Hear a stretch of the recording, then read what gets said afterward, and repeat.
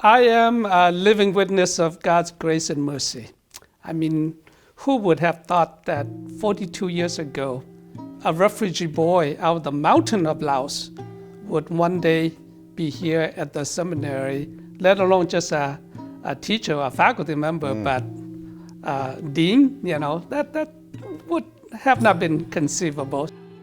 My family came as refugee in 1976. We arrived in the U.S. when I was 12 years old, just turned 12. Okay. So my family was actually among the very first Hmong.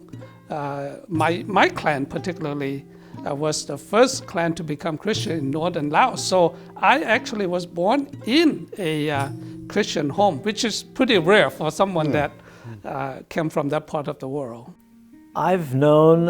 I knew Kou Seying since 1983. Kou showed up to campus at St. John's College in Winfield, Kansas as an 18-year-old freshman. The year that I happened to start teaching there, he made a big impact on campus early on, first as a soccer player. He was the striker, meaning the core, key, leading offensive position for the soccer team, and led the team in scoring for 3 years running. But he wasn't just a really good athlete. He was the homecoming king his junior year of college, which was the last year the college was open. So he was the last reigning homecoming king of St. John's College. And while he had a bit of an Asian accent, and we were like going, now where are you from? And he would tell us that he was Hmong. And in 1983, we were all going, what? What's a Hmong?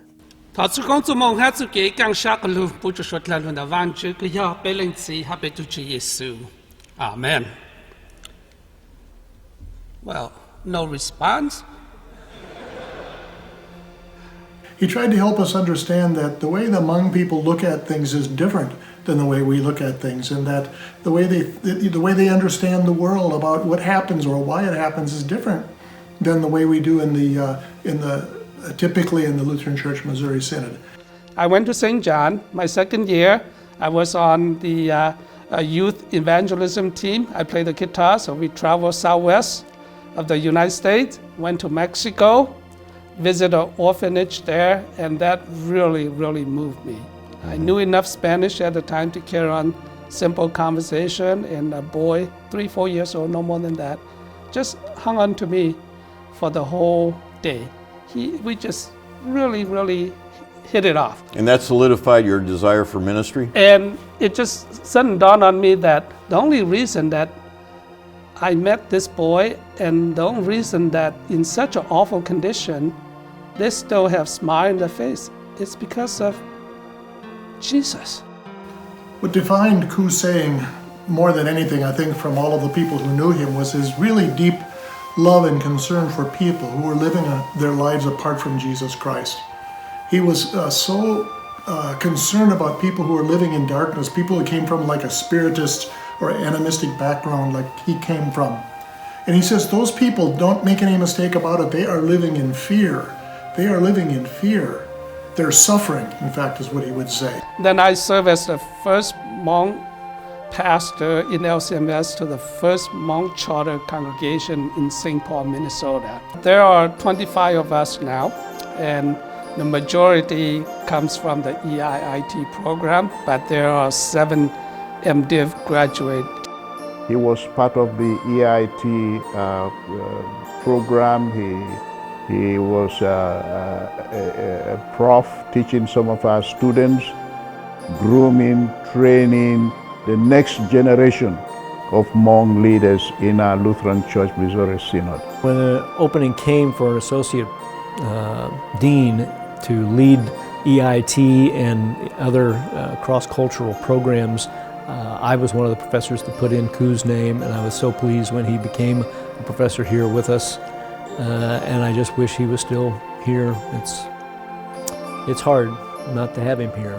His role, the way he saw it when he came to the seminary here, his role was to help make the seminary accountable to really the task that God has given us to make disciples of all nations. He had come to play what is a unique and pivotal role for the future of the church, certainly for the future of the seminary. The ability to reach across cultural lines and form people for pastoral ministry is. When we do that, fix our eyes on Jesus, the apostle and the high priest, the gospel will transform our present church culture. One of the things I really appreciated about Kou is that he was never about just business. He was about doing the work that we've been given to do, but always in the context of relationships and community. We will have soup fellowship. I remember one time we were at a conference in a hotel, and I suggested that perhaps we could take a little break and go hit the jacuzzi.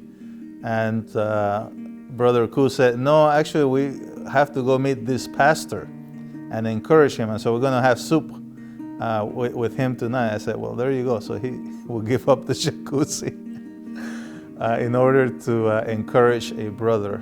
During his illness, there were many opportunities that I personally was able to stand with him, hold his hand, pray with him, be there with him, comforting him. And what usually happened was that he would comfort me. And that's a joyful thing. So maybe the kind of recognition that we are preparing for our brother Kou, he would probably have preferred that we speak of Jesus and of the hope that we have in him. If you really want to know something about Kou Seying, I think you have to just take a look at his family, at his wife, Mei Kou, who was with him all the time, all the way, and everything, working alongside of him. And she dealt with everybody with that same level of kindness, but also with his 4 children. Really a wonderful family, really a family of kids who've been brought up in the Lord's nurture and admonition. Kou was very sensitive in dealing with them, very pastoral and loving. And I know so many of our students appreciated him for that gift. He always was ready to greet anyone with a big smile, with a big hug, and this is just the way he was. Always smiling, and he was a joy and a fun to be around with. And we thank God for his service in the kingdom, in this part of the Lord's vineyard. We miss him and what he was teaching us about proclaiming the gospel cross-culturally to a bunch of Euro-Americans that don't know that as well. And he was a great gift to us in the church in what he taught us. I give glory to God for the most beautiful opportunity to know and to work with my dear brother Kou Seying. Our loss of Kou is, I think, a very great one. I still miss you, Brother Kou, but I do look forward with hope and confidence that we will one day see each other again.